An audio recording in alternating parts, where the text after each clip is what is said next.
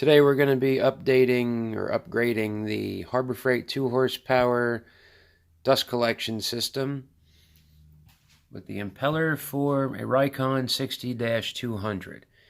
It's about 20% larger in diameter, and the vanes face in the reverse direction as opposed to the Harbor Freight unit, which faces in the forward direction, which I understand is better for static pressure or something like that. I don't know, there's a whole science to it.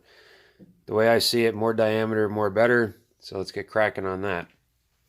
In the meantime, I picked up an anemometer off of Amazon, and before I tear this whole thing apart, I want to grab some measurements on airflow and see what my investment is going to yield me.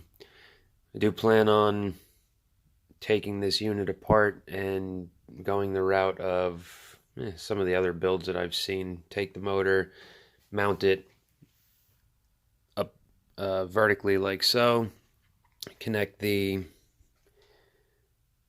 output duct directly to here, raise up the entire unit, put some kind of cyclone and a smaller bucket.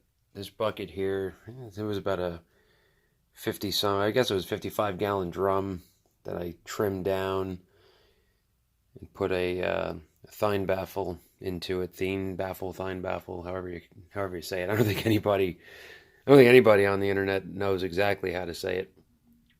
But I got a smaller, roughly 25-gallon pail that I think will work out a little bit better. It's got the clamp top on it and all that.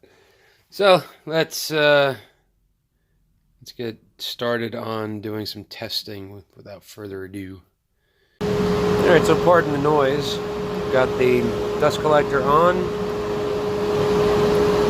Set the anemometer. I have it set to maximum, and I have it set to feet per minute. So let's see what we get out of here. Do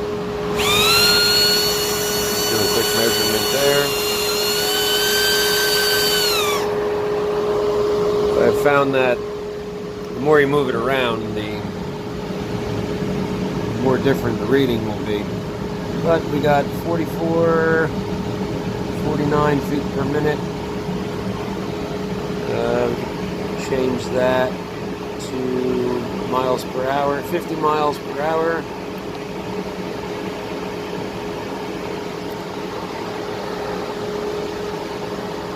Let's check it in a couple different spots. So I pulled the hose off of the baffle unit. So let's get a measurement here.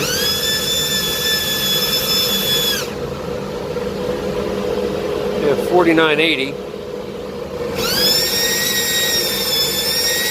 Again, you move it around, 5217. I moved it around after I hit stop on there, and I got it up to, I think, 49, 48 and change, something like that, with the hose. So there's not a huge loss, I guess.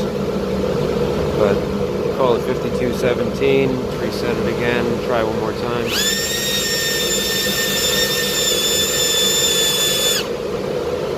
5217. All right, let's check here. And then I'm going to take the Y off. I'll check at the opening of the motor. And then we'll put the impeller on. Dropping down to a single stage, you can hear how dramatically the noise increases. You can also see a lot more activity inside the bag. When you have the baffle hooked up, the bag doesn't get nearly as crazy. Let's grab our measurement and see what we got.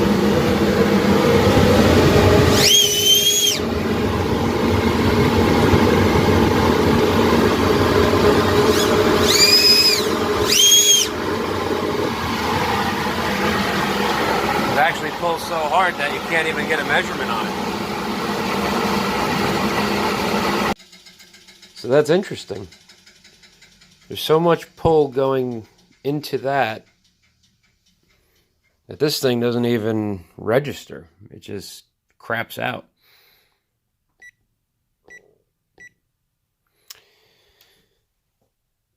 So let's continue on what we got going on here. We'll swap out the impeller, hook it back up, because now I know I can't get any good readings off of that, which kind of sucks, but we'll see. Get it hooked back up and see what the improvement is, and then take it from there, I guess. So the cover's off. Just take the screws out from around the outside there. We have the impeller exposed, and you can see that, man, it's just so small compared to that monster we're going to put in. So I have to go get my puller, and I'll pull that, I'll put the new one in, and we'll be ready to rock and roll.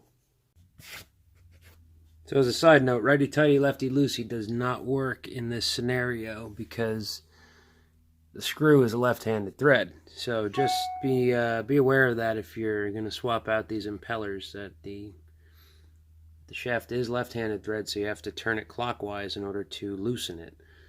It's a 5mm Allen head bolt, cap screw, socket head cap screw actually. So let's pull this off and see the next step. So here's the old impeller versus the new impeller, and you can see it's substantially larger. When you take it out, I just used a small flywheel puller.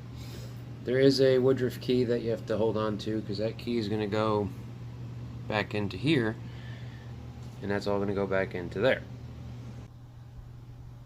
And there she is, all mounted in.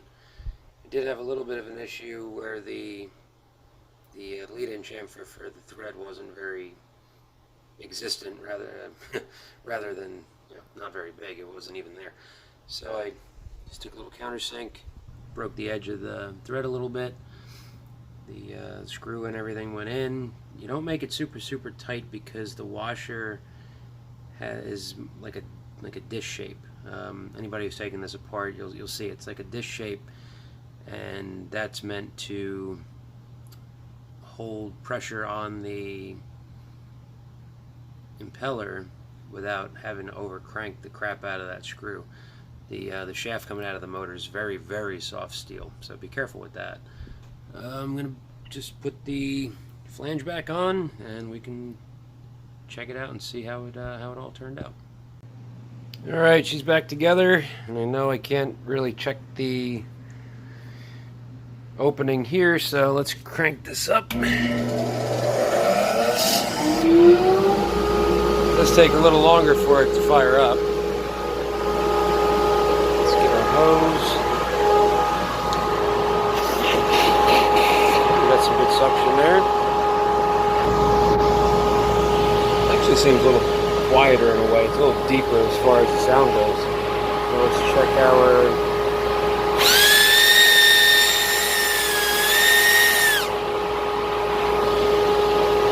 maximum.